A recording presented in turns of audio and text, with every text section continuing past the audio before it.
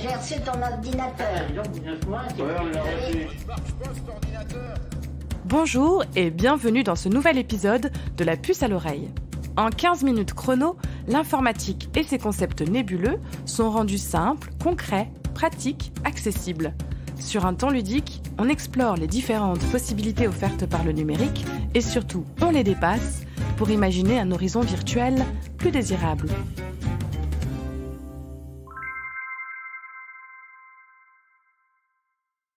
L'histoire, avec un grand H, se résume-t-elle à l'inlassable récit des conflits humains ? Malheureusement, la guerre en Ukraine nous le rappelle actuellement, il semblerait que de tout temps, Homo sapiens ait fait la guerre. Et à chaque époque, ses moyens techniques. De la catapulte, en passant par la poudre à canon, jusqu'au char de combat. Et si pour attaquer et se défendre, l'humain du XXIe siècle n'avait qu'à se servir d'une souris et d'un ordinateur ? La guerre au bout des doigts. Ce n'est évidemment pas aussi simple que cela, mais tout de même. La cybersécurité, c'est notre sujet du jour dans ce nouvel épisode de La puce à l'oreille. Et pour en discuter, nous avons le plaisir de recevoir Guy-Philippe Goldstein. Consultant sur les questions de cybersécurité et de cyberdéfense, intervenant à l'école de guerre économique, contributeur au journal académique de l'Institute for National Security Studies à Tel Aviv, Guy-Philippe Goldstein revient pour nous sur les défis, les risques et les enjeux de la cybersécurité d'aujourd'hui. Un épisode dense mais important qui, on l'espère, vous donnera quelques clés de compréhension du monde d'aujourd'hui. Bonne écoute!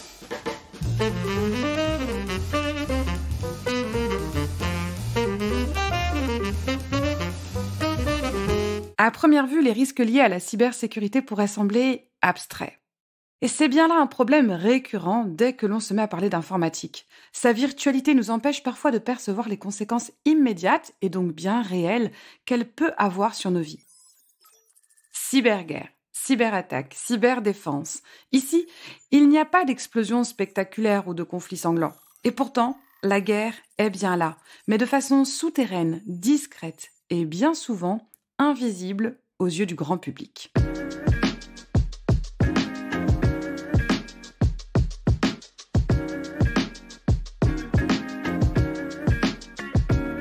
Elle n'en reste donc pas moins éminemment stratégique. Et les enjeux liés à la cybersécurité sont de taille, comme nous l'expose d'emblée Guy-Philippe Goldstein. Alors, les questions de cyberdéfense aujourd'hui sont de véritables enjeux, à la fois militaires et à la fois du domaine de ce qu'on pourrait appeler la protection civile et aussi donc du domaine de la lutte contre la criminalité en bande. Bon. Donc, vous voyez, ça recoupe beaucoup de champs. Civil, militaire, criminalité en bande, tout un programme. Nous rentrerons évidemment dans le détail au cours de l'épisode. Mais en guise d'introduction, on vous propose quelques chiffres pour prendre simplement l'ampleur de la menace. On a des chiffres qui valent ce qu'ils valent sur le coût de la cybercriminalité au niveau mondial. Bon, alors, est-ce qu'on serait à un coût équivalent à 1 ou 2 trillions, c'est-à-dire peut-être 1% du PNB mondial, quelque chose qui tournerait entre 0,5 et 1% du PNB mondial, qui serait impacté par le risque cyber à cause de cette cybercriminalité? Peut-être, il y a ce type d'estimation-là. Bon, il est clair que désormais, pour les entreprises en tout cas, à cause en large partie de la cybercriminalité, le risque cyber est identifié comme le risque, parmi les 3 risques les plus importants et parfois même pour certains organismes comme le risque numéro 1. Et oui, quand même. À ce stade, difficile de se dire que ce qui se passe sur Internet reste sur Internet. Malgré leur dimension virtuelle, les cybermenaces franchissent allègrement les frontières des ordinateurs. Elles sont effectivement capables de déstabiliser une entreprise, une institution, voire un pays tout entier. N'est-ce pas, Guy-Philippe Goldstein ? Il y a bien un aspect même militaire, comment cyber va protéger en priorité tout ce qui est les actifs militaires et gouvernementaux, mais va aussi donc va faire de la défense, mais il peut aussi se permettre de faire quelque chose que ne va pas faire l'ANSSI, à savoir de la lutte informatique offensive, c'est-à-dire être capable de riposter avec également des moyens cyber. Bon. Puis à côté de ça, d'ailleurs, il y a la direction technique de la DGSE qui, elle, va faire ce que la DGSE a l'habitude de faire et dans l'univers cyber. Donc là, il y a quand même clairement un élément de sécurité nationale fort et sur les postes les plus importants des questions de sécurité nationale. Bon, et à côté de ça, il y a aussi des éléments de lutte contre la petite ou la grande criminalité. Et ça aussi, c'est les questions de cybersécurité.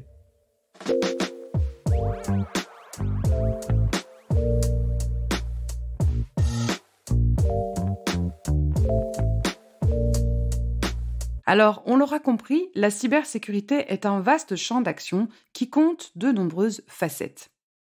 Mais pour quelles menaces exactement ? Ça couvre un champ très large de menaces et ça va partir de telle ou telle municipalité qui se fait hacker et qui va être sous le coup d'un rançongiciel où on va demander de payer plusieurs milliers d'euros pour libérer les comptes de la mairie, libérer parfois des postes téléphoniques qui sont gérés par la mairie, etc., pour certains services municipaux. Bon.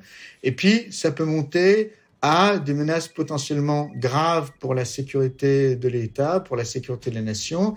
Et là, on peut penser à la protection, par exemple, des systèmes énergétiques, je le dis, parce que dans le cadre de ce qui se passe entre l'Ukraine et la Russie, ça, c'est une menace potentiellement forte, pour laquelle, d'ailleurs, on a eu quelques formes d'alerte dans le courant du mois de février.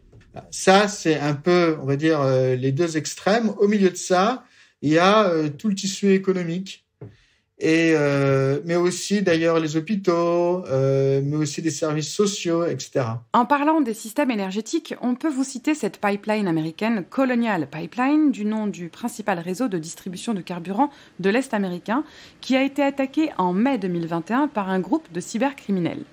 L'attaque a littéralement paralysé le canal d'acheminement et provoqué l'arrêt en approvisionnement d'environ 45 produits pétroliers dans le nord-est américain. Une véritable plaie pour les villes, aéroports et bases militaires dont l'acheminement en énergie dépendait de ce canal. Les hackers s'étaient d'ailleurs confondus en excuses devant les conséquences d'une telle action.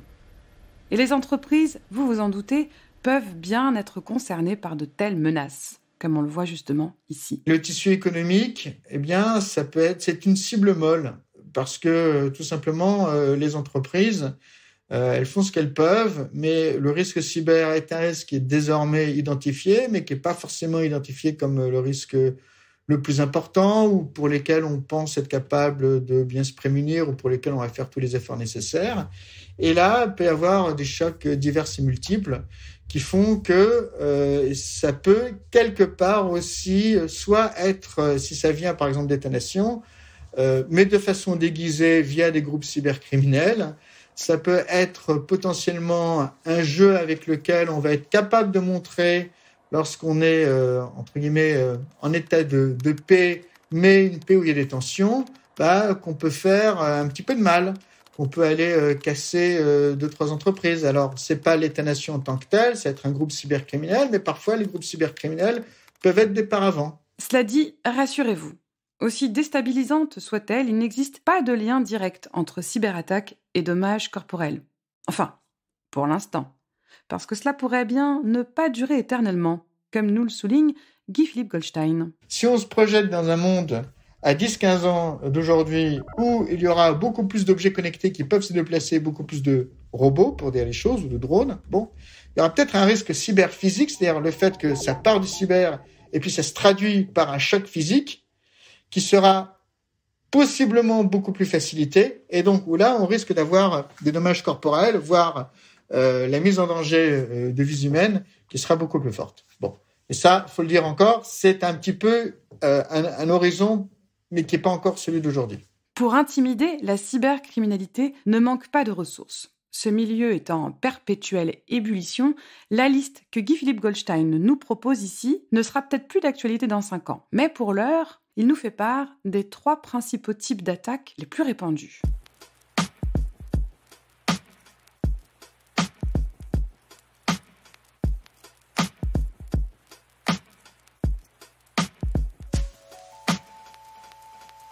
En termes des grandes cyberattaques dont on entend le plus parler aujourd'hui et qu'on voit le plus souvent, il y a les attaques de déni de service, c'est-à-dire que tout d'un coup, on va assaillir un serveur avec des paquets de données IP à tel point qu'il ne pourra plus répondre à la demande, et donc de facto, il va tomber en berne. Bon.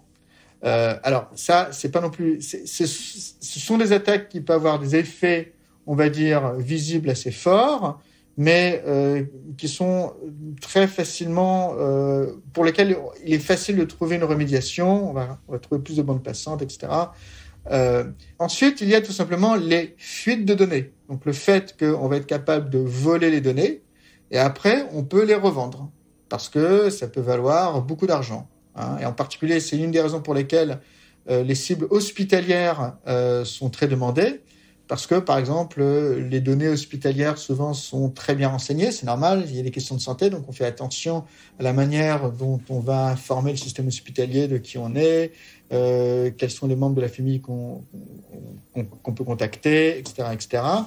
Et donc, c'est la raison pour laquelle ces données peuvent, en gros, valoir 50 à 100 à 200 fois plus que des données d'information personnelle de base. Et puis, il y a un autre type d'attaque dont on entend beaucoup parler, qui sont les attaques de rançongiciel. À savoir, là, l'idée, c'est que je vais prendre la main sur les données, et au lieu de les revendre à l'extérieur, je vais le revendre directement à la personne auquel j'ai volé les données, parce que tant que j'ai la main, elle peut plus, elle, avoir accès aux données. Si les enjeux sont si importants, c'est que côté géopolitique, la cybermenace fait quasiment office de nouvel outil diplomatique. Les cyberarmes, si jamais on peut utiliser ce terme-là, parce que c'est un petit peu compliqué de définir exactement ce que c'est une cyberarme, ce sont des nouveaux moyens pour faire pression sur des adversaires, effectivement, de façon à ce qu'on puisse arriver à une négociation où on va respecter ses intérêts.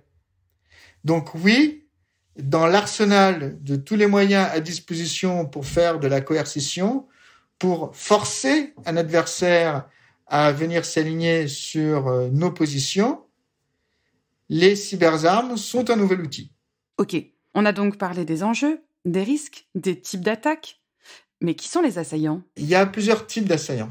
Donc, il y a des groupes cybercriminels, avec d'ailleurs une distinction entre des gens qui vont fabriquer aujourd'hui des logiciels, des plateformes, on va dire, de rançongiciel, par exemple, et puis ceux qui vont opérer cette plateforme-là. Donc, on voit déjà une distinction dans la chaîne de valeur. À côté de ça, il y a des États-nations qui, eux, vont continuer à faire du vol de données, mais ça va être pour des opérations d'espionnage, donc ils vont pas le revendre, ils vont les garder pour eux-mêmes. Et parfois même vont tenter de faire du sabotage, à savoir, il peut y avoir des opérations de rançongiciel, mais en fait, même lorsqu'on repaye, on va écraser les données, donc ça c'est vrai, on va les effacer, donc c'est vraiment pour faire mal aux entreprises, et derrière, aux États où ces entreprises sont logées. Puis même parfois, on va essayer de tenter des choses très subtiles en termes de sabotage industriel pour essayer de casser directement des systèmes. Donc, on a évoqué la cybercriminalité, on a évoqué les États-nations, et puis on peut évoquer les activistes, à savoir des gens qui, entre guillemets, vont prendre les cyberarmes, si vous me permettez l'expression, afin de se battre pour une cause. Il y a un des groupes les plus fameux autour de ça, c'est Anonymous.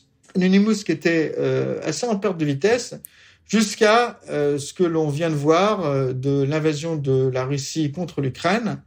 Et là, un vaste mouvement, on va dire, qui a permis de revigorer Anonymous, puisque là, on voit pas mal d'opérations d'Anonymous pour essayer de voler des données qui se trouvent en Russie, qui peuvent venir soit de l'armée russe, qui peuvent venir soit d'ailleurs, et puis après les mettre à disposition du grand public pour montrer, voir tout ce que fait par exemple l'armée russe. Parmi ces hackers, si certains se complaisent dans le côté obscur de la force, d'autres rendent le tablier et se rangent aux côtés d'institutions comme l'ANSSI, l'Agence nationale de la sécurité des systèmes d'information. Ce sont les fameux hackers éthiques, des profils aux compétences très pointues et très précieuses pour la cyberdéfense des entreprises et bien sûr de la nation.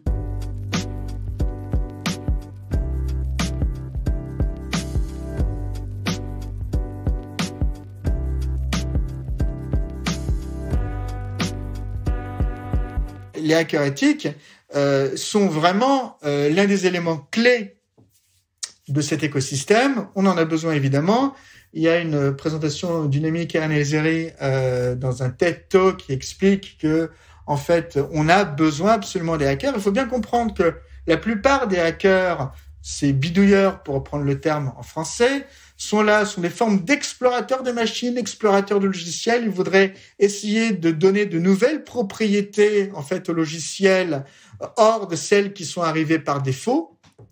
Et il y a là en fait un aspect, on va dire extrêmement ludique, ou un aspect d'exploration, où en fait c'est rarement ou pas systématiquement en tout cas l'envie de vouloir faire de la criminalité, de gagner de l'argent autour de ça. Hein.